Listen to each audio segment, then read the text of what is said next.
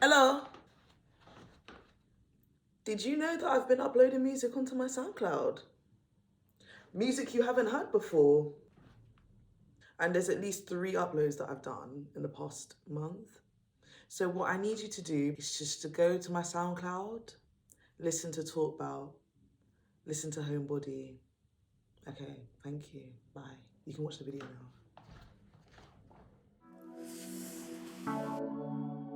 Wagwan. Yeah, before you say anything, yes, this is where my voice is today. You might get an explanation if I feel like it, but if not, you're just gonna have to deal with it. If you don't know, this is KALLI here. I'm joining you for episode 6 of my brand new series, KALLI Was Here. Do we still call it brand new? Let me know if this is still brand new. I feel like it is.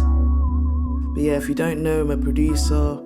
I sing, I paint and create digital illustrations, and man's just out here doing her thing. So if you haven't been here before and this is your first time, or if you've been here before and you still haven't done it, click that subscribe button, because I feel like this is the best place to be, especially if you are a creative and you're out here struggling like everybody else, trying to make a living and still maintain your integrity.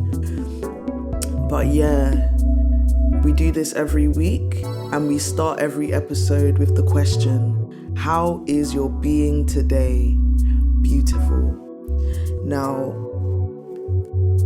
last time that we had an episode, I was speaking about emotional resilience and emotional maturity and how that can inform you as an artist in a much more healthy way, so that you can put your projects out there, or you can just go for making things without getting caught up with, you know, what people are thinking, how they might receive it, and actually put in a bit of good faith in humanity that people receive messages that they think are valuable, they receive them well, right? So I've gone through life and I really feel like I'm benefiting from my own change in perspective in challenging myself to be more resilient to what I perceive as rejection or whatever it is from the world. I've been in a lot of what would have previously been uncomfortable situations, meeting people that I haven't seen or spoken to in a long time, who haven't seen me since I came out. Dead term, but anyway, we move. Or like all sorts of things, haven't seen me since I was in previous like serious relationships. Like, you know, already I was married, so there's people that haven't seen me since I was married and stuff like that. And you know what? Sick. Had a sick week, had a sick day. Yesterday was my niece's birthday, her first birthday. So adorable, so cute. And it was also a really great friend of mine's birthday as well. We did a surprise party for her. That was great. And I just feel like everything has been really like warm. And it's really crazy how my perspective has basically changed the way that I've experienced this, because I know for a fact that previous me would not have enjoyed it as much. I would have been a lot more caught up with trying to figure out what people are thinking of me, and all sorts of things.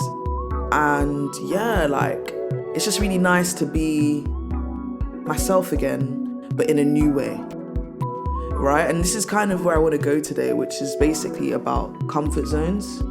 Because, you know, we spoke already about resilience, yeah, and why that's important, like, and where your lack of emotional resilience can come from.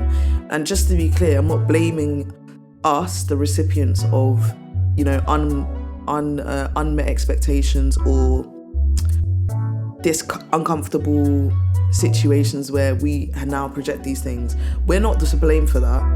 However, it is our responsibility to grow from that, because if we're receiving these experiences, it tells us that we can. And so if we can, we should be able to overcome them, because that's what we do. We move forward, we keep growing, right? Cool. You're with me, right? Okay, cool, right. So the next part that's really important is that, okay, cool, you've learned, or you're understanding that you need to be resilient. So what do you now do with this resilience? Because resilience isn't something that is necessary for when you're comfortable.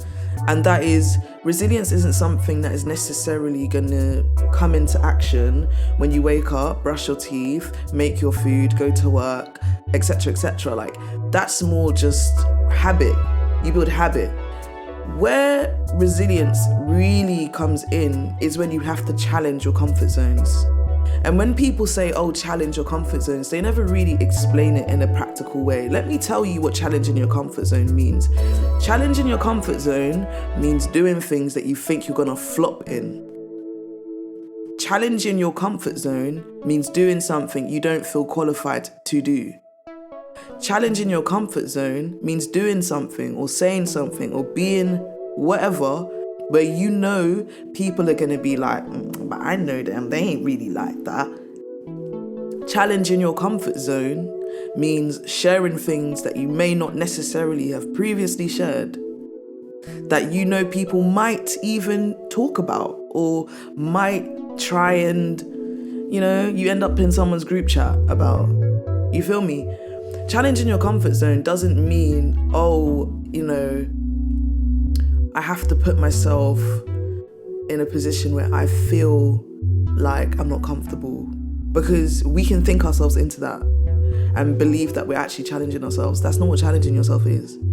Challenging yourself is doing something that you've never done before in a way you've never done it, like some sort of facet of that. And it's really important to do that, because if you think about it, part of our worldview has come from our experiences and the things that we have seen. But how do we know that it's true?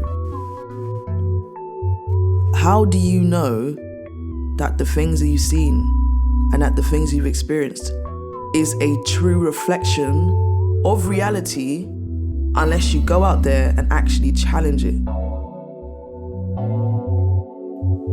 Because it's impossible to know. If I didn't challenge myself and, for example, make friends again after my boy died, or make deeper connections with my family members after we were all separated, I can go on and on and on. There's so many examples of times where I've had to challenge my worldview, as in my actual lived experiences, step outside of them and actually receive what the world was saying to me in that day, on that moment, in that space, in that time. That's what challenging your comfort zone is. It's about accepting, receiving, and living in your life experience, but going out into the world and seeing if it's really true. So if you really don't feel like you can do something, is it true or is it not true? Unless you try, you'll never know.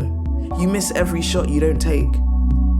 And this is the reason why resilience is so important, because you need to be able to do that without fear of judgment, because the chances are that you're going to make mistakes, and that's actually okay, but you just won't make the same mistakes forever.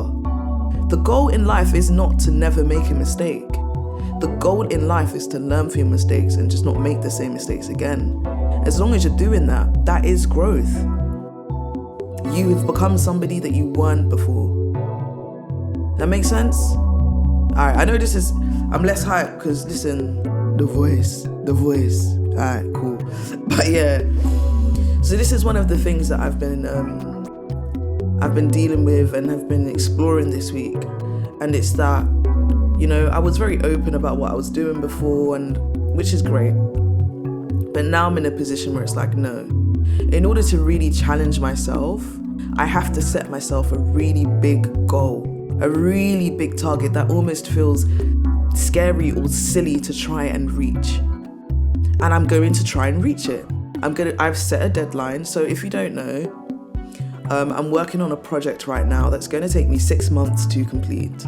And I've set quite a high bar for myself. And the vision I have in my head, if I bring it to life, will be sick. And to be honest, as I say this, I hope that some people watch what I put out and then go back through my videos to see how I even got there. Because honestly, this is what it is.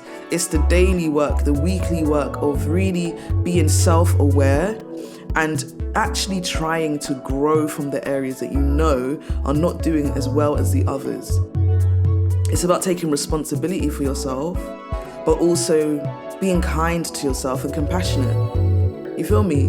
Like, if I want to be the version of myself that can freely express the range of emotions and everything that I want it to, then I need to be able to create a safe space for me to do that privately. And you should do the same thing too. So thank you so much for watching episode 6 of Kalli Was Here. I hope you have a sick week. And I'll see you next time.